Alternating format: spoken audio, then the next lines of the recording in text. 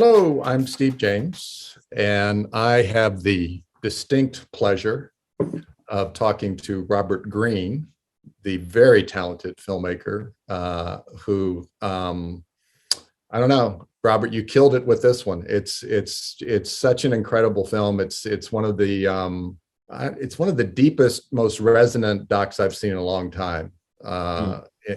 Films I've seen in a long time. I don't think I've been inside this church in more than 30 years. When we look at the windows, you can never think something bad might happen here.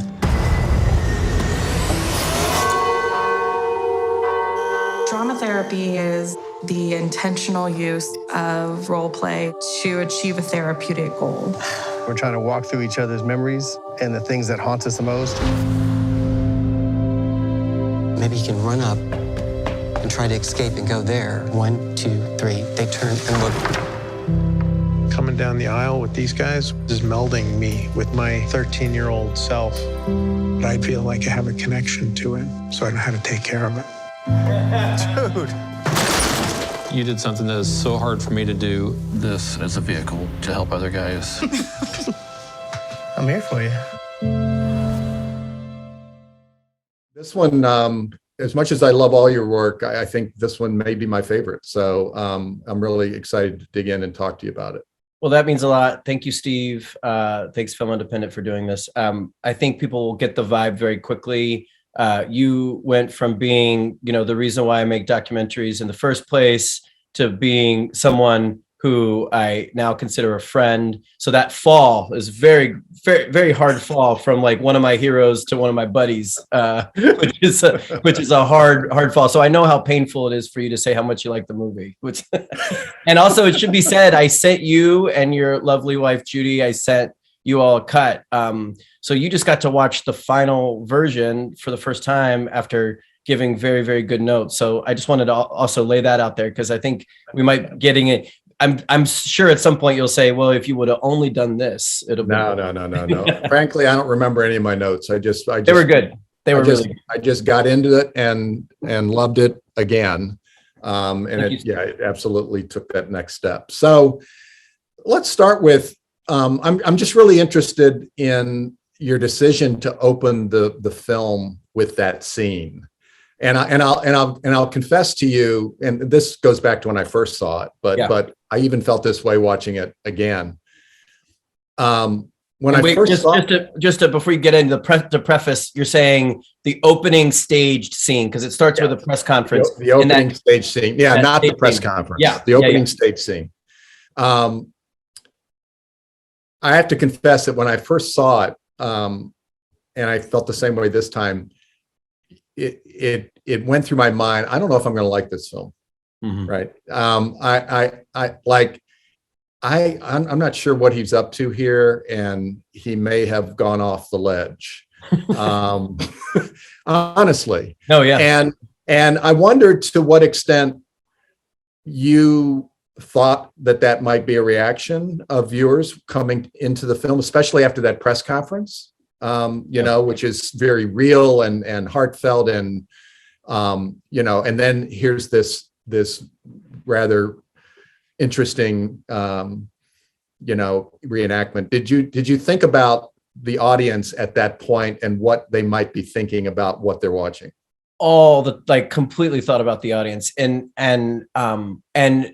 I remember you saying, later that, that feeling of uneasiness you actually thought was productive in your viewing. That was what I dreamt of. I'll go back to a previous film I made, a film called Actress.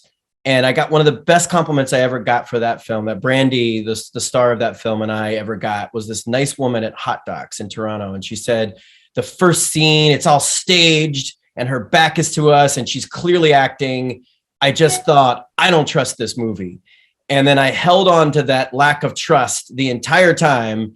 And then by the end, I was thinking about my relationship to trust and images in a very, sort of direct way. That's paraphrasing what this wonderful person in Toronto said to me. And I think there's something about that I really am attracted to. And in this case, it's not trust. It is, what the hell is this, right? Because it's interesting that you say the opening press conference is so real. I think in a way, it's like another level of stage. Stage. It's Yeah. a staged thing, and it's a thing that we recognize very much. Victim of childhood abuse, Right. facing the camera in tears. Literally 5 minutes later, you hear Ed say, I don't want to cut to the weepy dude in the corner. Well, that is a weepy dude moment, right? Yes. And then to me, what the next scene, that stage scene does is it just, it makes you think of our motivations. It makes you think about the risk that this is. It hopefully makes you question what you're watching in a productive way. It makes you think like, oh my God, is that person I just saw? And what are the dots being connected? It just opened like a movie's supposed to do. It opens up all these questions, right? And I think in documentary, we're so often afraid to let the audience ask questions because this is real people's lives. And this is, and so when our instincts are to move away, almost move towards simplicity and directness and reverence and idealism and all these positive things that we think are positive. But I think an audience also wants to be asking questions and have mystery and really like be able to say, I don't know if I want to see this, because that emotional state of questioning, I don't know if I want to see this, is the state that we began the process in. Right. That's the same emotional state.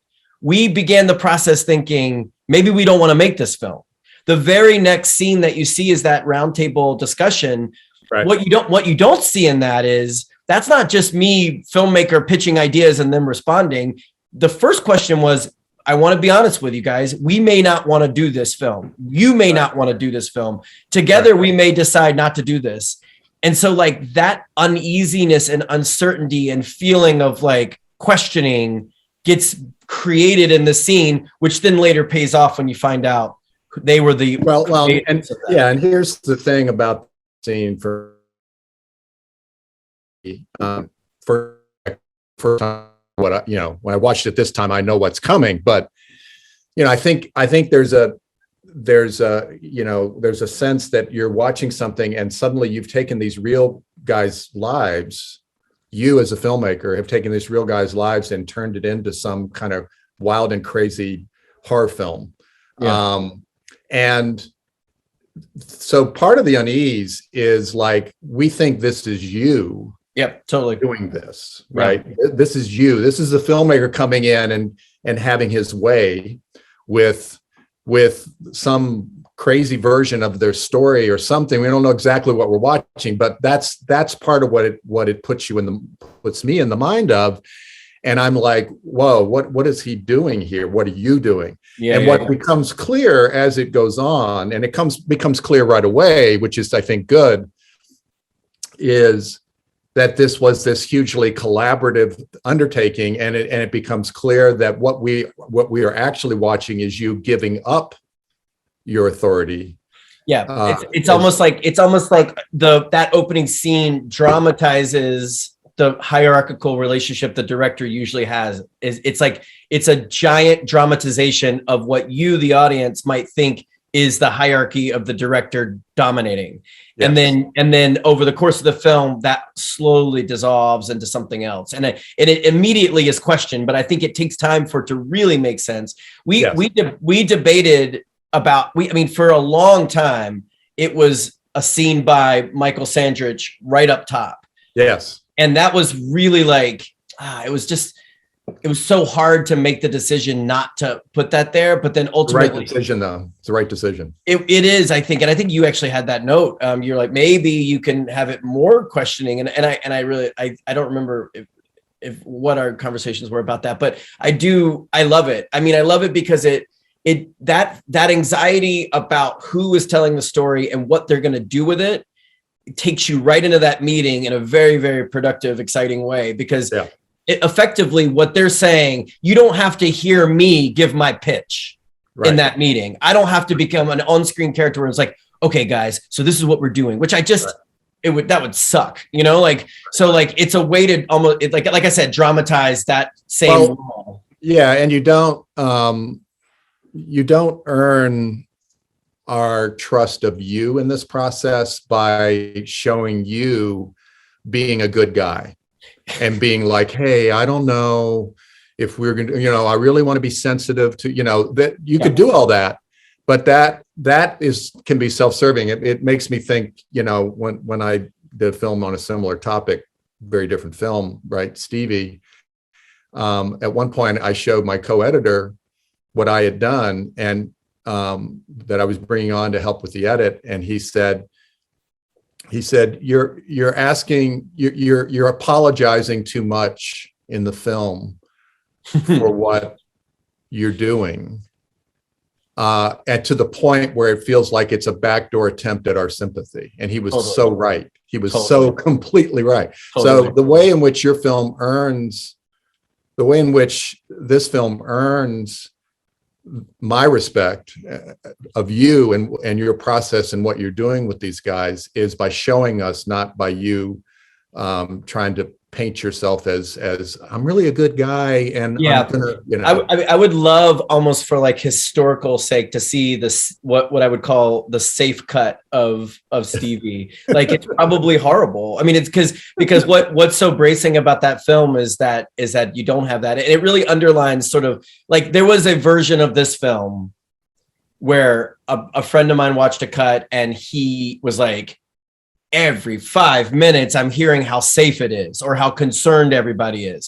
And then and there's a version of this film where it's like, it's too risky. It shows too much of the danger that doesn't honor the safety checks that we put in there. Right. And there's a version of the film where every 5 minutes we're patting ourselves on the back for how positive the experience was. Like, I've had even people say, I think it's positive. And I'm like, well, I think that's probably safe, because I can tell you it was a very positive experience 8 times out of 10. And the 2 times out of 10, it was a really difficult experience. Yeah. But, and maybe that's not even, maybe it's 5 times out of 10, it was very positive, and 5 times it was very, very, very difficult. And sometimes even like there were things that I would never show because they were so sensitive. We were dealing with things together. But there was you could do either version of that. That's the power of editing. And you could have a version where it's like, what was he running for Nobel Peace Prize? I mean, I am, as you know, a deeply flawed individual who's made a lot of mistakes in my life. And I certainly don't deserve 1/10 of the praise I get from any of this, especially not this film, with these guys being, the real heroes and the people who've led this charge. But there was a version where it's like, I could be like, what is he trying to be, Mother Teresa?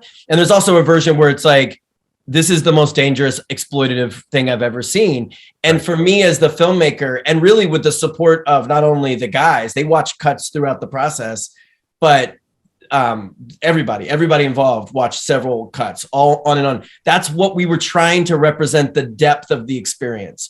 Right. The guys would say, they would be like, if you try to put some kumbaya shit at the end of this movie, we're gonna revolt, because they and at the same time they would be like, don't, you got to make sure you're honoring how important it was that Joe's nightmares were gone, that Dan could go. I mean, there was a moment where I could say the words, let me be not less abstract. I called Dan, the guy with the beard, the location scout of the movie, and I said, so I know it's a difficult thing to talk about, but we got to talk about this scene, whether or not we're going to do this thing going back to that location again.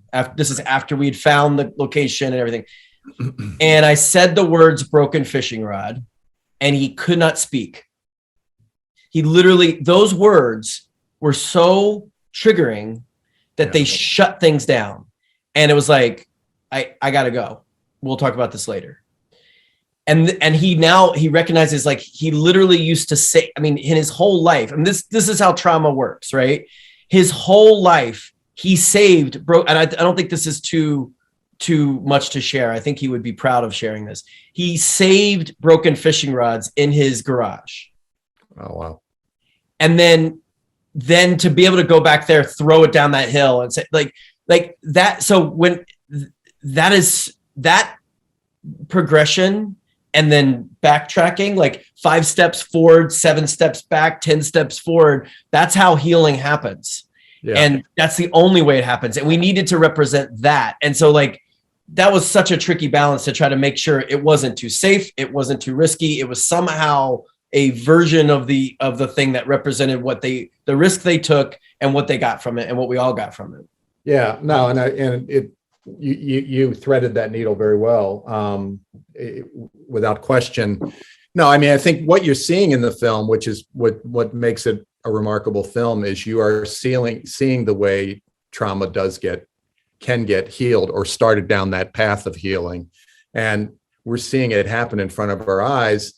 And we're seeing it in a way in which the subjects have real agency in the film as well as in the healing process, right? They have agency in all of that. And, you know, these are guys, I said this to Judy last night after we finished watching, these are guys where you know, so much of their lives, it seems from the evidence of the film, they have been unable to be emotionally engaged and connected in many ways, some more than others. And yet they are there for each other in this profound way in the film that comes as a result of this process. Yeah. It's incredible how, I mean, they're guys that make you feel like this is what men are capable of. Yeah. This is what men can be capable of. Too many men are not there, but these guys are there. Unfortunately, you know, they went through hell, but they really are inspiring in that regard. Yeah. I mean, I want to say first, you know, there is no fixing what happened to them. And that is very, very important to say. Like, the path of healing is continuous today. It'll be continuous for the rest of their lives. One of the things that Rebecca Randalls, who's the lawyer that we first reached out to, she's the one who cast the film. All the trust that we were able to on a filmmaking level, the trust that we were able to garner from these guys comes from her trusting us first, because they trusted her. And they trusted her to have their well-being in mind. And she did all the background work. She consulted a clinical psychologist and figured out what questions to ask me about what we were hoping for. And then she realized quickly I had more questions than she did. And like we were able to build like a real level of talking about this. But the one thing she told me early is like, re-traumatization comes from taking power away. And you absolutely have to just never take their power away, which I don't have to tell you, like that's very difficult to do. No matter how good intentions you have, that's incredibly difficult to do when making a film, especially as the director / editor of the film. Ultimately, I had to be very clear that you're trusting me to put your image, and I won't even say story. I think that's such an overstated terms, your story, right? Like, but your image and what we experienced, I'm going to edit that into something that I think is the right way to tell it. And you got to trust that, like, we're going to do the best we can to get it to where you think it's the best way, you know? And like, but just that simple and incredibly complex at the same time advice of never taking power away just manifests itself all the time. Because I didn't know, you know, we had Monica, the drama therapist, we had Rebecca and Sasha, we had all family members, spouses, partners, there was so much buy-in and so much questioning from everyone throughout the process that, like, the thing that I knew that I needed to not do was blast my own anxiety and ego of, like, you know, I'm a bad person for even trying to do this is the flip side of I'm a god and I'm awesome for trying to do this, right? They're both driven by ego, right? Like you lashing yourself for your mistakes is the same ego that makes you think you're invincible, right? And I just knew that I needed to, like, every moment needed to be like, I don't know the answer either. What do you want to do? And we can decide together, because being a good collaborator isn't abdicating my responsibility as a director. It's not abdicating my responsibility as an editor. You know, though, like, I'll talk about Mike for a second. Mike really disliked the first cut of the film. He saw a very long, rough cut. And Mike comes from a place, his anger comes from logic and reason. In his mind, he looks at the world and says, I was abused in this way, and you're not going to help me get justice. Right. F you, you assholes. like that anger comes from such a logical place, right? And he is just the sweetest man in real, like, everyday life. And all he wants is, to speak to your point about his, as a man, all he wants is friendship, and all he wants is to be believed and understanding and brotherhood. These are very simple asks, right?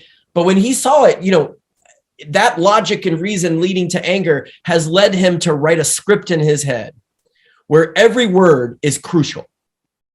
That script would lead to a 7 or 8 hour film, right? Just about his story. And so it took some time for him to see, like, in the editing process, no, we have to have glimpses of this thing because I can't say everything. So what's important? We got to decide, you got 3 minutes to do this. What's your 3 minutes? And that was really like this weird other level of catharsis for him, because he got to be in control and help me be in control of what that 3 minutes was in the editing process, and what that 5 minutes was. And, all that, like, by the end, he went from, like, I need all my story in there, to him actually editing his own scene, saying, I see we can lose that now because it's more clear if we lose this one line, things like that, which is just incredible. But, like, it's really, it's just, it gives me chills to think about, like, and the way I would talk to him about it was like this really dumb metaphor, which I think was useful for him to wrap his head around. It's like, McDonald's is a worldwide phenomenon, and there's millions of McDonald's everywhere. Let's sort of throw away the evil capitalist version of this, and maybe, but just like, it's a success, right? But you needed the one McDonald's to be a good restaurant first, good in however you want to define that, so that other people would replicate that. And that's what I said about his story. It's like, this is not the whole story. This is the core of what will make people want to hear more. Right. And then we can farm out the rest of the story like a franchise almost. And you can go tell your story to this person and that person and that person. And I think that landed. And it was just, and it also was the kind of thing where that's what he needed, in that he needs to know it's not about giving your 2 hour soliloquy at any time anyone gives the chance to hear it, right? It's about building something, and it's about a deeper level of communication, and it's about making connections with people. And so this is just an illustration, I think, of how the filmmaking process, what you see on screen is like the tip of an iceberg of how filmmaking, the collaborative act of filmmaking, is very driven by love and understanding, and can really help, and he helped me. He was so blunt with me. He helped me become a better communicator, because I realized my own tendencies towards anger and my own tendencies towards frustration. And we've soothed each other, me and Mike, in a way that I think is beautiful. Well, yeah. And your work is very much, about that process, in a very, self-reflexive way. I think, let's talk a little bit about the process. Like, it appears, when you guys are in full on sort of capturing and making the reenactments, it appears that there must be like about 10 cameras roaming around. Focused on each of the key guys, as well as there's this the scenes from their film being made that you are helping them do and pull off. Like, yeah, tell me a little bit about that process of how you managed all that. So it's 2 cameras, and it is It's called editing. Yeah, and it's long. Those scenes were long, like those days. Like just talk specifically about Ed's scene, the scene that goes from the Robert Bresson like close-ups of the hands, right, to the White Room. That whole extended scene. That's 2 days of filming.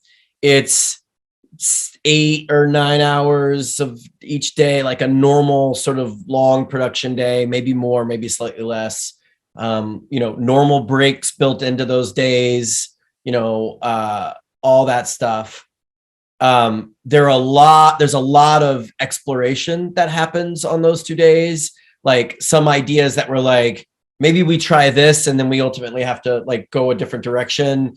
Like some ideas that I won't share those ideas only because they were discarded for the reasons, like Ed really wanted to touch the third rail in those scenes in some ways, like not in any way that would hurt anybody or in fact, the opposite. He was like, how do we do this safely? But I want to get to the darkest place possible, but I don't want anyone to be traumatized or anything. Right. So, and ultimately, like what I was able to convince him is that the just the image itself is so horrifying that we could get there, but like, and he, so that was a lot of it was just like, you're seeing so much exploration, but just technically on a technical side, a lot of times in those scenes or in the scenes, like say the confessional scene, right? So the confessional scene is a great example of what Rob knew to do. So Rob Kolodny, who shot the film, and Dan Christian, who was the assistant editor, assistant camera, PA, like he did everything. But a lot of times he was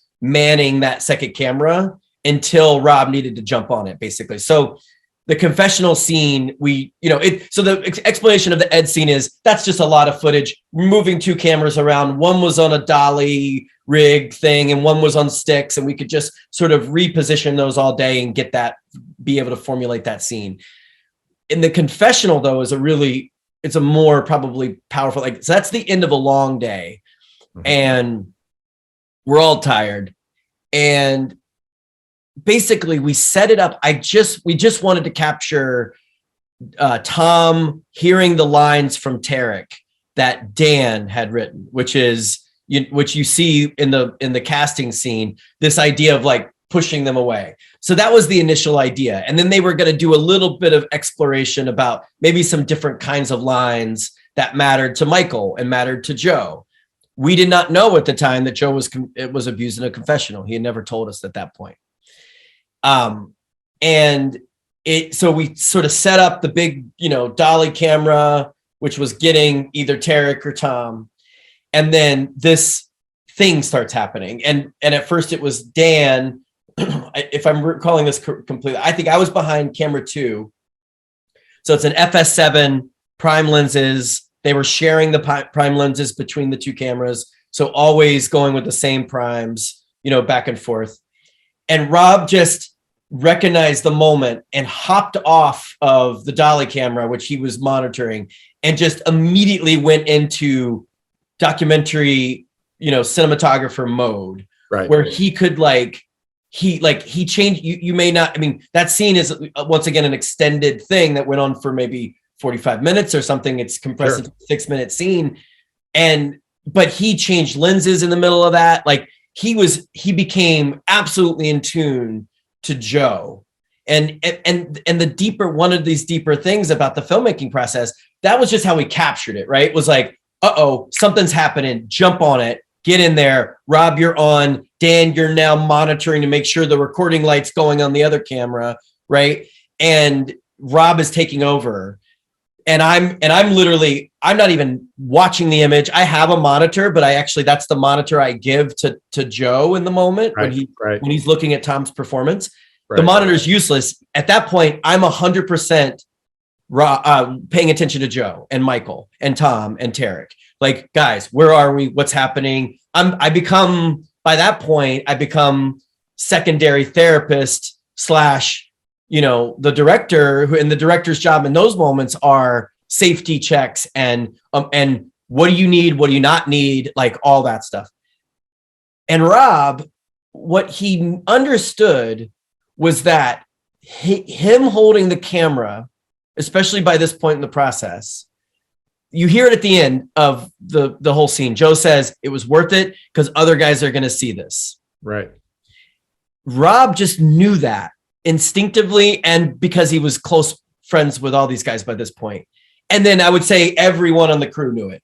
Yeah. It was having Rob be there gave Joe that life raft. Right. Me talking to him as a friend and director, and what are we doing? What do we need? Are you okay? All that stuff. But the camera's presence is so important there, So a lot of times that's how it was. A lot of like that second camera is just rolling for a long time, and it's a testament really to Dan as an assistant editor to cull the best stuff from that.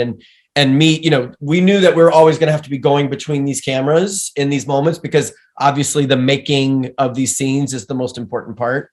But there's these moments where it becomes high energy activated, and we are very aware of the power of the camera at that point. And the visualizing of the reenactment scenes themselves, the way the film presents it, and it's I think is it Ed that does the storyboards? Mm-hmm. Yeah. Which look pretty good, I have to say. Yeah, no, he's a visual artist based. I mean, he builds entire beautiful apartments and things. So like he's an artist. So how much of what we see in the reenactments is their vision, versus a collaboration between you and them to help them bring their vision to life? Because the film gives you the sense that it's, this is their scene, and it's identified that way. Yeah, I would say it was important that the language doesn't say scene directed by. Mm-hmm. Right? Like not on the screen. It does in the because, and as you know, directed by can be all kinds of different things. It depends on what kind of director you are, right? And that's really the answer to the broader question. They were incredibly collaborative, not just between me, the director, and the guys, but collaborative between me, Rob, Monica, the drama therapist, each of the guys all bringing in other ideas throughout the process. Doug, Sue, Bennett, like they were bringing in ideas throughout the process. It was incredibly collaborative, with those guys always leading the way. So they all had different interests and different focus. For Michael, he is an interior designer who cares very much about space. He cares about the objects themselves. He cares about the way the words of the rituals were spoken, the rituals meaning the front of the house rituals and the back of the house disgusting rituals of abuse. All the words mattered. And he would we basically, what we did for him was he would just talk through it. And Dan, once again, Dan Christian coming in here, Dan turned that into like a workshop script basically. And that's what he's holding in the film. You see the script. Then we gave it back to him, and he made copious amounts of notes to change wording, and at one point sending us like all these images and terms and things that he really wanted to infuse, and some of it made the film, some of it didn't, but the details were so important to Michael. Mike, with that literal brain, what it took we needed to push Mike into a space. Mike's whole thing was like, I want to recreate that independent review board scene word for word. And I wanted to be, and we're like, how long was that independent review board scene? Well, it's about 2 hours, and it took time for him to understand the transformation aspect of it. We knew he needed to have some sort of transformational moment. And then he's talking to Dan and Michael about the cake. And then Dan's like, that cake is something. Yeah. And that cake provided a way for him. And he was like, okay, I see it. It's like the past and the more recent past mixes with the present. And I get it, So for him, but like the lighting, for example, that's 100% Rob's idea.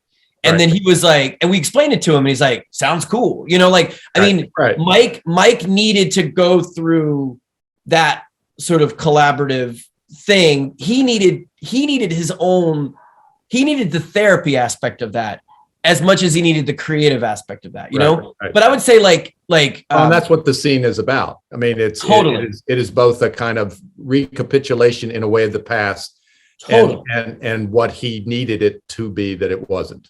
Yeah, totally. And I would even go as far as to say, like, one of the key ingredients of that scene is the music, right? And like, so Keegan DeWitt and Dabney Morris, we had different versions of the music. And I remember going to Dabney and saying, when he like lights it on fire, you know he loves like classic rock. Like, is there any, can we get epic? You know, and like, and Dabney's like, so like, you know, and then when Mike saw that scene with that music, he's like, can we do that? Like, can we really do that? I was like, yeah, Mike, we're doing it. You know, like, so like the collaborate. So that's a sort of like a granular version of what like the rest of the processes were. It was always like Ed had a good idea, but wanted to explore. Joe was very clear about the actions that he needed to take. And visually, we wanted it to be sort of stripped down, on and on and on. Each guy had their own, but it was broadly collaborative, certainly. So before we wrap, I want to quickly ask about two other aspects. One is music, because the way in which you use the music in the film is really interesting, because there are large passages where it completely disappears. There's no music at all. It's a very quiet film in a lot of ways. And then, of course, there are times when it is very present. What governed your creative decisions about how to weave the music into the film? Well, first of all, you're going to hear my dog barking at the mailman.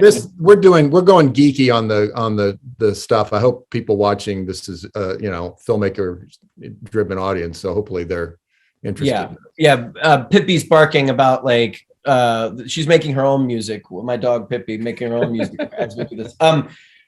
Keegan DeWitt and I have worked together for years. We've worked together. We started working together on Alex Ross Perry's Listen Up, Philip, and he's done all the scores for Alex's films that I've edited. He's done Kate Plays Christine, Bisbee 17, and Procession, and we added Dabney to this process. It was, and it's amazing. They're incredibly nimble in their musical design.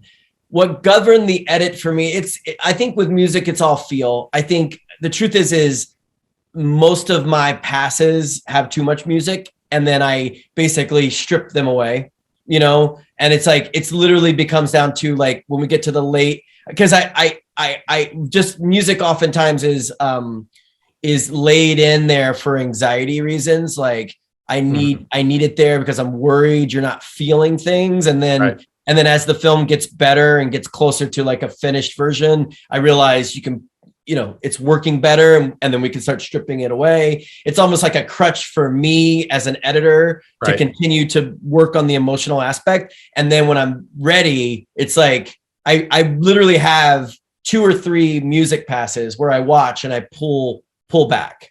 And and it's just like, if it's not absolutely crucial, it goes away.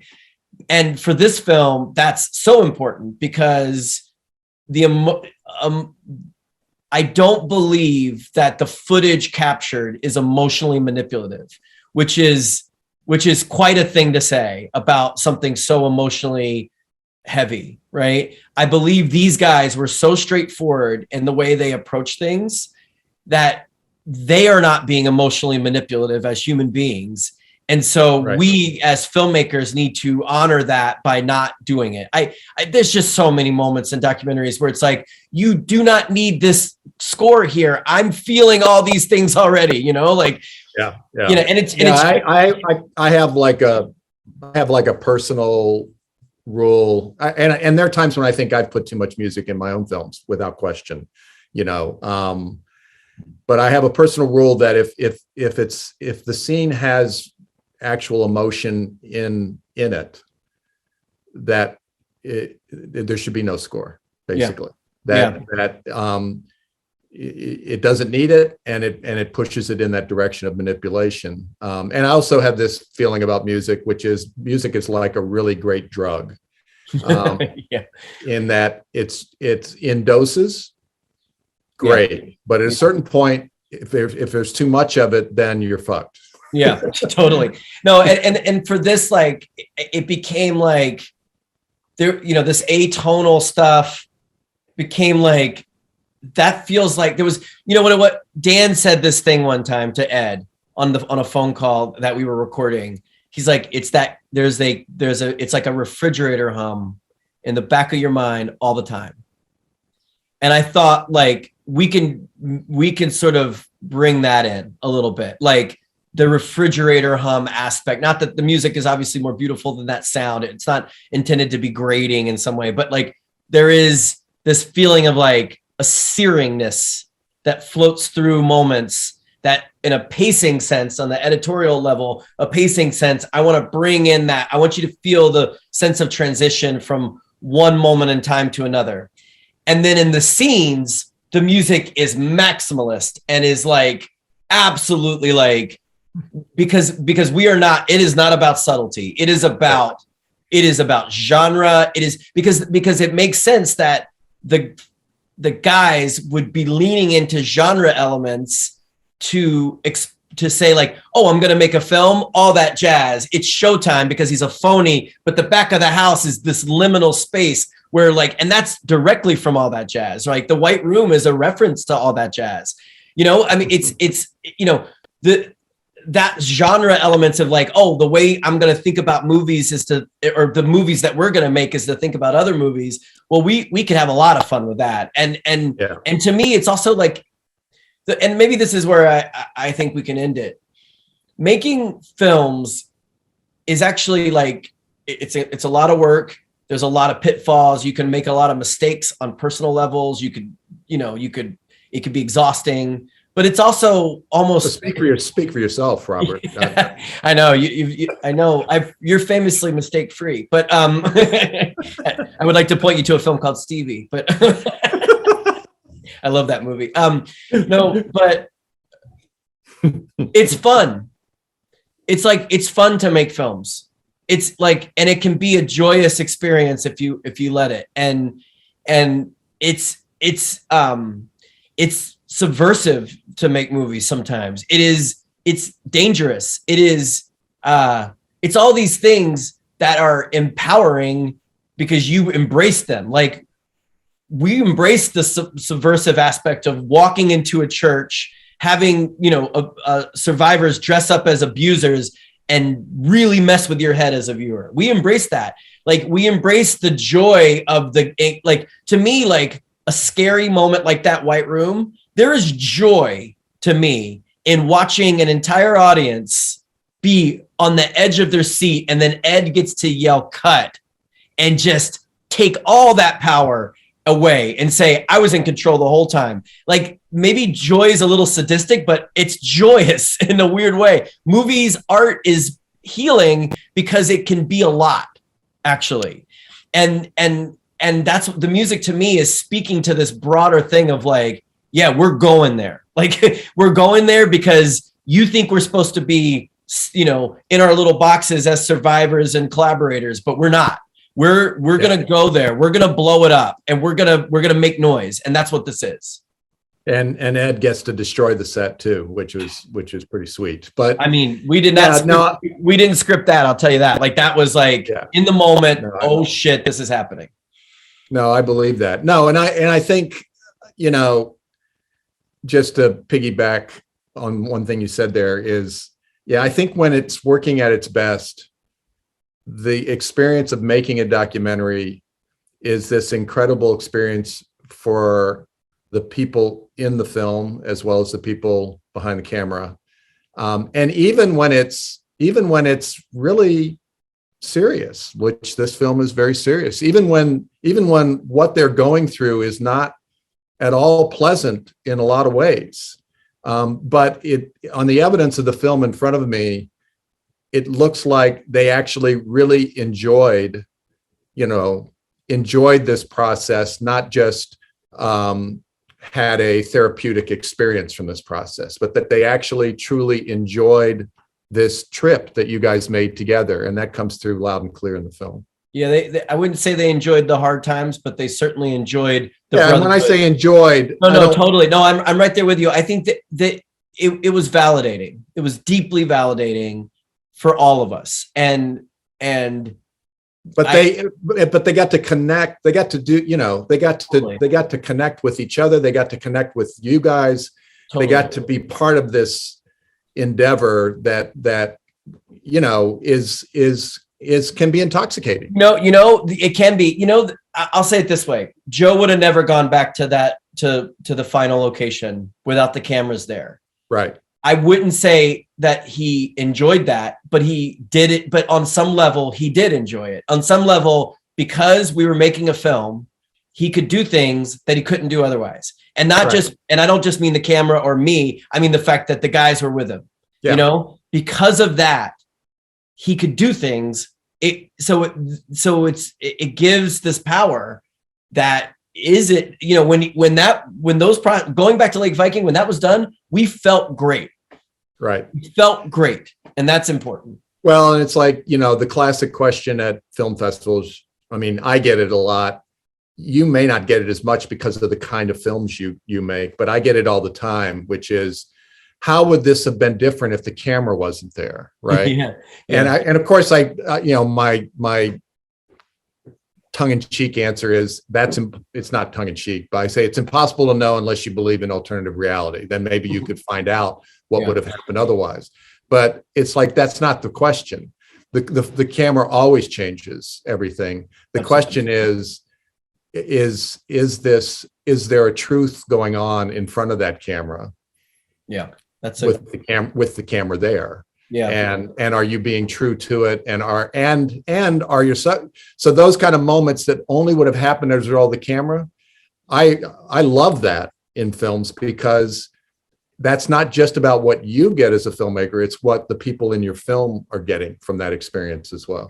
And it's what the audience actually, the reason why that question is so prevalent is because the audience knows something's not, I know I'm being sold this idea that this is reality, but something feels not quite like it's reality. And what is that? And maybe because if they're not filmmakers, they might not be able to think through that. I think that question, I love that question. I love that question coming from audiences, because it's about what's outside of the frame as much as it is what's inside. Yeah. All right, dude. Congrats. Steve, it's an honor to talk about it, and thank you for watching the movie again. It means a lot. Thank you. Yeah. Well, it was great to see it again and see the finished version. And I wish you all the best in the awards season, whatever. And you have such great luck with these awards. I just put the kiss of death on you by doing this Q&A. So sorry, but regardless of all that, it's a truly special and unique film. And I'm really happy for you. Thank you, Steve. Thank you for the time. All right. Thank you guys for watching, if you're still watching.